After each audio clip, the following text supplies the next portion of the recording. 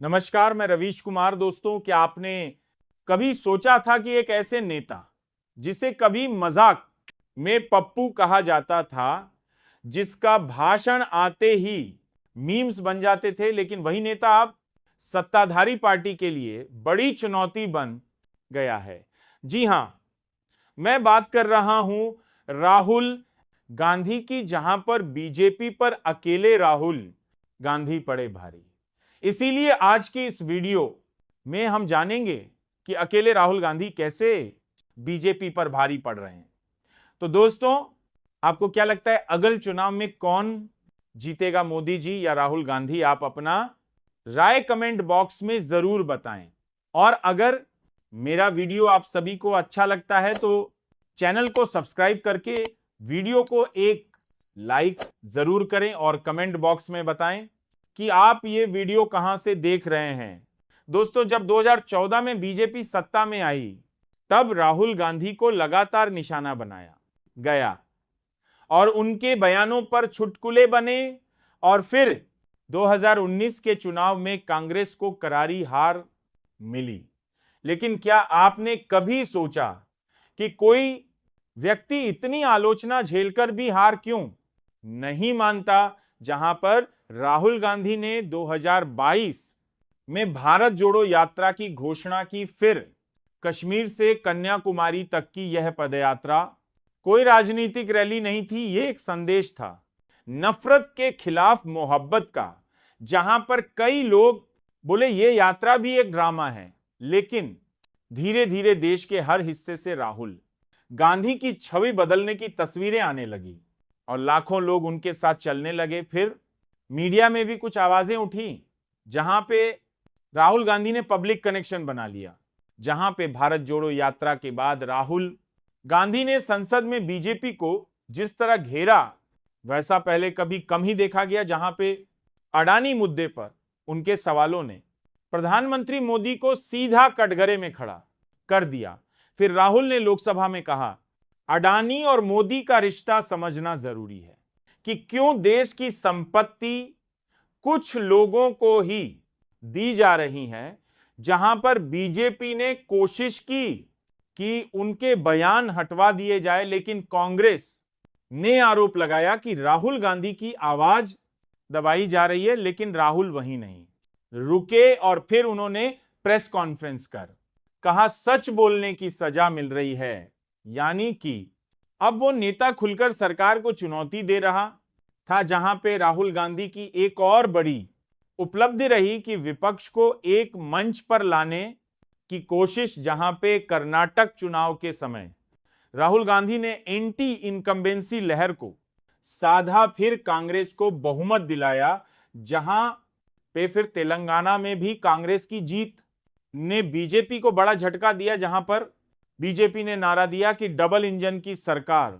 फिर वहीं राहुल ने नारा दिया गरीबों की गारंटी। इसीलिए आज जब विपक्षी गठबंधन इंडिया बन चुका है, जहां पे उसकी आधारशिला रखने में राहुल गांधी की सक्रियता थी, और फिर टीएमसी, सपा, जेडीयू, डीएमके सबको एक मंच पर लाना आसान काम नहीं था।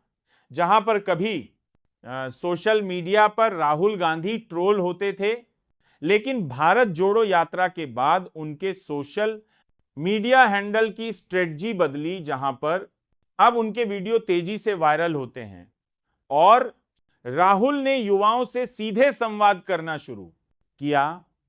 फिर इंस्टाग्राम, यूट्यूब, ट्विटर, हर जगह वह एक्टिव नजर आए, जहां पे बीजेपी के आईटी सेल को जवाब देने के लिए कांग्रेस की डिजिटल टीम ने भी आक्रामक रवैया अपनाया।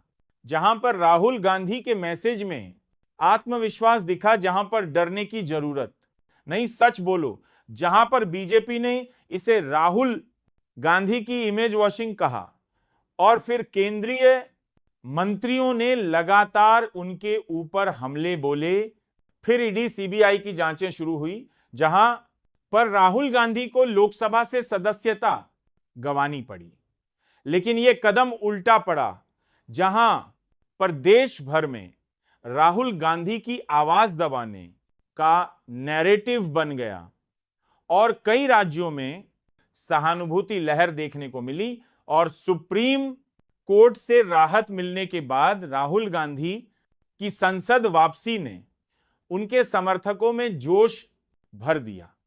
इसीलिए आज राहुल गांधी के चेहरे पर संकोच नहीं बल्कि आत्मविश्वास झलकता है और महाराष्ट्र, कर्नाटक, तेलंगाना की यात्राओं में उन्होंने जनता से सीधा संवाद किया, जहां पे बीजेपी के बड़े नेताओं पर व्यक्तिगत हमलों से परहेज कर नीतिगत सवाल उठाए, जहां पर महंगाई, बेरोजगारी, किसान आंदोलन, इन मुद्दों को राहुल ने मुख्यधारा की बहस में शामिल किया। और फिर राहुल गांधी की राजनीतिक रणनीति पर सबसे बड़ा सवाल यही उठ रहा है, क्या ये सिर्फ छवि सुधारने की कोशिश है या वाकई 2024 के चुनाव का गणित बदल देने वाली रणनीति है, जहां पे पिछले चुनावों का अनुभव क्या कहता है। अगर हम 2019 के लोकसभा चुनाव पर नजर डालें तो बीजेपी ने 303 सीटें जीती थीं और उस समय कांग्रेस सिर्फ 52 सीटों तक सिमट गई। फिर राहुल गांधी ने उस चुनाव में राफेल घोटाले को मुद्दा बनाया था और नारा था चौकीदार चोर है, लेकिन यह नैरेटिव जनता में वैसा असर नहीं दिखा पाया। जहां पे मोदी की लोकप्रियता, राष्ट्रीय सुरक्षा और उज्ज्वला जैसी योजनाओं ने बीजेपी को ऐतिहासिक बहुमत दिलाया। और अब 2024 की लड़ाई अलग है, जहां पर पिछले 10 साल की सत्ता विरोधी लहर यानी एंटी इनकम्बेंसी कुछ इलाकों में दिख रही है, जहां पर महंगाई, बेरोजगारी और किसानों की समस्याओं को लेकर नाराजगी पनपी है। फिर इन्हीं मुद्दों को राहुल गांधी अपनी रणनीति का केंद्र बना रहे हैं, जहां पर राहुल गांधी की नई रणनीति के 4 मुख्य पिलर हैं, जिसमें से पहला है मीडिया नैरेटिव को तोड़ना। दोस्तों, राहुल जानते हैं कि मेन स्ट्रीम मीडिया का बड़ा हिस्सा बीजेपी के नैरेटिव को मजबूत करता है, इसीलिए अब वे सोशल मीडिया के जरिए सीधे जनता से संवाद कर रहे हैं। जहां पर भारत जोड़ो यात्रा में भी उन्होंने ये दिखाया कि मैदान में उतरकर जनता से मिलने का असर टीवी डिबेट से कहीं ज्यादा होता है। दूसरा है राज्यों में क्षेत्रीय दलों से समझौते। दोस्तों, कांग्रेस को एहसास हो गया कि हर राज्य में अकेले चुनाव लड़ना संभव नहीं।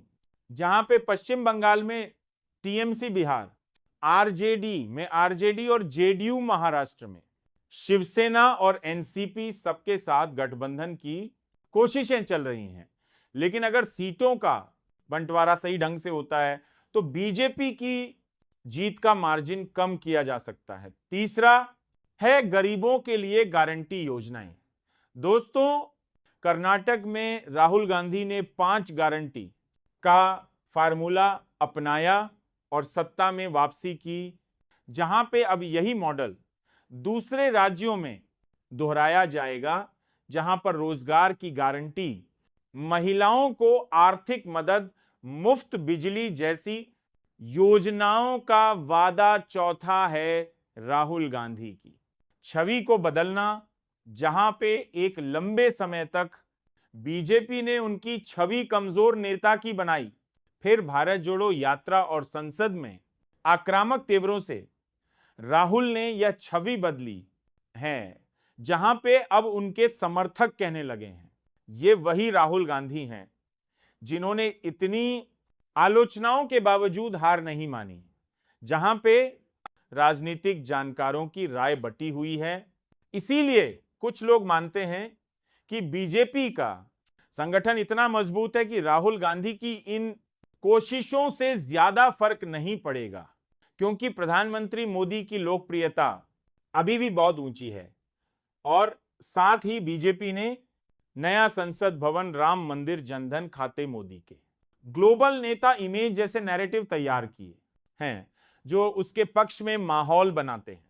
लेकिन कुछ विशेषज्ञ मानते हैं कि अगर विपक्ष एकजुट रहा और कांग्रेस ने राज्यों में समझदारी से सीटें छोड़ी तो बीजेपी को 50 लाख 60 सीटों का नुकसान हो सकता है। फिर इतना नुकसान नांडे को बहुमत से नीचे खींच सकता है, यानी राहुल गांधी की रणनीति का असर सीटों के मार्जिन में दिख सकता है।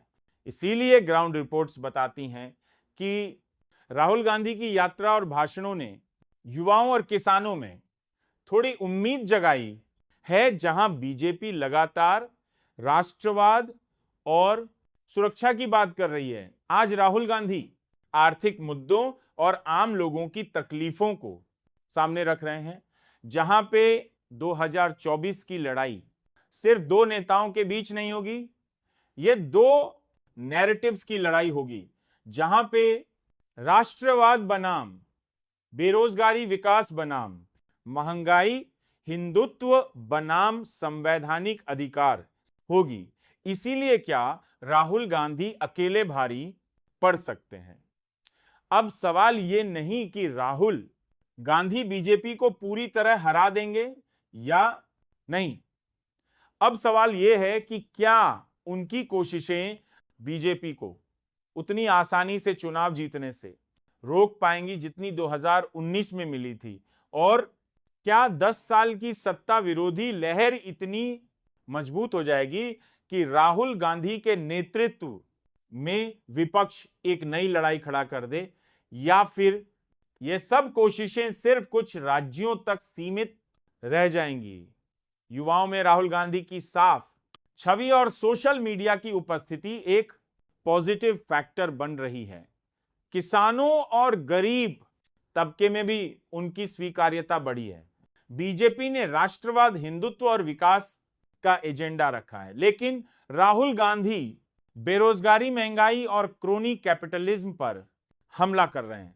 यही दो नैरेटिव्स की लड़ाई अब 2024 के चुनाव का असली मैदान बनेगी।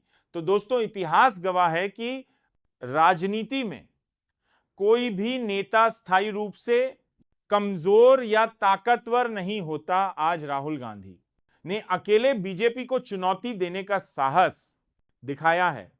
यह लड़ाई आसान नहीं होगी, लेकिन दिलचस्प जरूर होगी।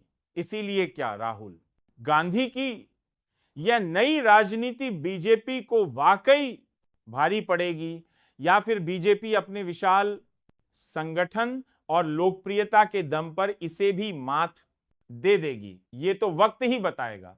तो दोस्तों, अगर आपको ये वीडियो अच्छा लगा हो तो लाइक और शेयर जरूर करें, हमारे चैनल को सब्सक्राइब करें और बेल आइकन दबाएं, ताकि आने वाले वीडियो आप सबसे पहले देख सकें। आपकी राय क्या है? क्या राहुल गांधी 2024 में बीजेपी को कड़ी चुनौती देंगे? नीचे कमेंट में अपनी राय लिखिए।